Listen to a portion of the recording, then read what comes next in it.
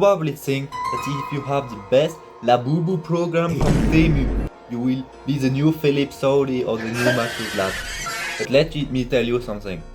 If these people have achieved the elite level, it's not because of their program, but because they have managed to personalize their training to their goals and to their genetics. So why would you need to personalize your training? There are plenty of reasons. They are your goals, your muscle insertions, your past injury if you had one, your level that you have, and your time. First reason can be your weaknesses. So if you train for strength, and let's say you do bench press or dips and you're weak at the top part, then doing some dips with some banded dips to make the top part even harder can help you improve this top part. Another reason is your strength. So strength is also a problem. So let's say I am very strong in the front delt. So if I want to train my upper chest from exercise, I will easily feel more my front delts and my triceps will train more than my chest. Because like my muscle insertion is just like that, some wide clavicles, and it's easier for me to feel my shoulders and my chest. So let's say you train for aesthetics, you need to maybe isolate more the upper chest, and maybe for your shoulder you can just do compound exercise and don't need to isolate your shoulders. So if it's your strength, your shoulder, and for strength maybe in bench press, because I just have long arms and a little torso. For me, on bench press I feel less my chest, and even for strength, so if I want to be very strong and bench press, then it's a problem that my strength is my shoulder, because I can maybe have more chance to just have more some shoulder pains, and maybe I will need to add some exercise to reduce the chance of shoulder pain. That is, so even having a strongness, so being strong in some specific muscle can be even a problem in some points. Another reason is the goals. So doing a workout split for your goals is not just like, oh, if you want to train for aesthetic, then do hypertrophy. If you want to train for strength, do 1 to 6 reps. Because knowing your goals is also knowing what's your priority, like what you want the most. So I train muscle ups, pull up, and dips. My priority is my pull up. So I'm stronger in pull up, and also I have a better pull genetic. So I will prioritize more pull ups. So let's take an example as my brother.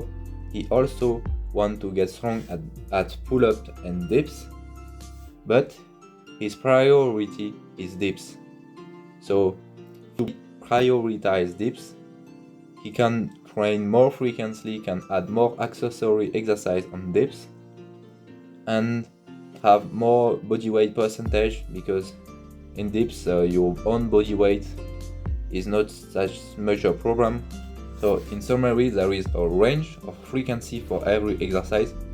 So for muscle up, to train the technique, maybe the range of frequency is like between 3 times per week to 7 times per week. And the more you add other exercise, the less you will have from frequency. So you will really go at the bottom of the frequency the more you have exercise. But if you want to train only for muscle up, then you can train like 6-7 times per week to go up on the frequency, because you can afford it, you have the time. Your muscle insertions are also very important to personalize your workout split, because your muscle insertion will say to you what are your strongness, your weakness, and this will also give you the technique. So for example, the dips, for the technique on the competition on dips, you need to have your hips lower than the bar, and you need to have a 90-degree angle, and that your rear delt is higher than your back. So if you have some very short hands, then you almost have already your hips lower than the bar. So you can just crunch a lot. So you can do a big movement to have the 90-degree angle on the triceps, and it's gonna already be a rep, and you can already go up. But if you're like me, you have a little torso, you have big arms, like not big but long arms, then you will need to have to do more distance, to travel more with the weight to be a rep and then go up. So your techniques are different with some different muscle insertions. Also, what's important is the level that you have. So beginner, what they need before training for strength, they need to learn the movement, train like more hypertrophy, because their CNS, their central nervous system, is not able to just train hard. So if you tell a beginner do 3 reps to failure, he will be like, he will just fail, but he will not be able to really train hard. He will not be able to grind out the rep. So he will just like randomly on the 3rd rep just fail, but he won't have a pump, he won't be sore. But if you tell them like, do like 10 reps to failure, he will just have a big pump.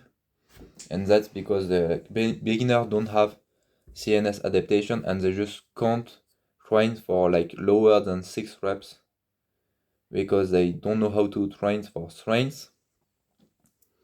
So the beginner, what they need is a lot more frequency, a lot more volume, but little less intensity, especially when you don't have so much muscle, you don't have tendons, don't have strong tendons, then it's just a risk on injury, and you won't make more progress by doing some 3 times 3 reps every time. This is just stupid.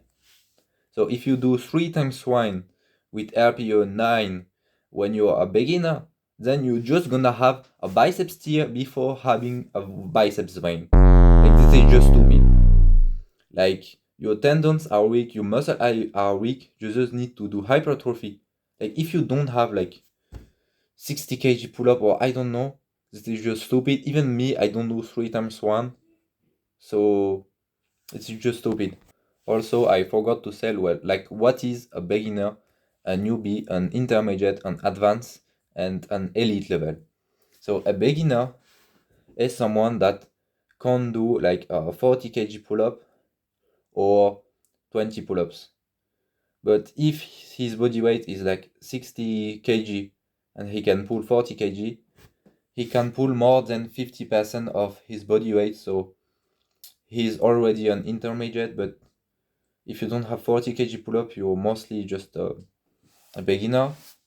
If you have like between 45 and 80, then you're an intermediate level. So you need to maybe start doing periodization, train just smarter also, not just harder, but you're still intermediate. It's what I am now. An advanced level is someone that can pull 80 kg or can already do a pull-up with 100% of his body weight. So now my estimated 1 rep max is 80 kg pull-up. So I can already call myself as advanced. But if you see my deep level, it's just less. And also my muscle up, it's not like 40 kg. So I don't call myself advanced now, but in less than 1 year, it's very good progress. The last topic, like the last thing that you need to adapt to your training, and the most important, is your time. So you are probably like studying or going to work, and maybe like you can't train like in the morning, because like if you have school at 8 a.m. like me, and you need to wake up at 6:48 to like take your bike and go just to school, like because you have 1 hour of travel, you can't train the morning. and maybe you can train more on the weekend. So you need to have your hard training, like the training that destroy your central nervous system, that you take like 10 minutes of rest. You are doing everything on the weekend because you can train hard on the weekend. And when it's like the school, you go from school, it's like what, 8 p.m. You have almost the time to train. Maybe you will do some like, you will do more volume, because if you had an exam, your central nervous system is destroyed. You can't focus to do a PR, so you just do like 3 times 10, 3 times 10 to have volume, or I do 5 times 5 because I'm almost advanced. And yeah, you can't take caffeine when you go like from school and it's like 6 p.m., 8 p.m.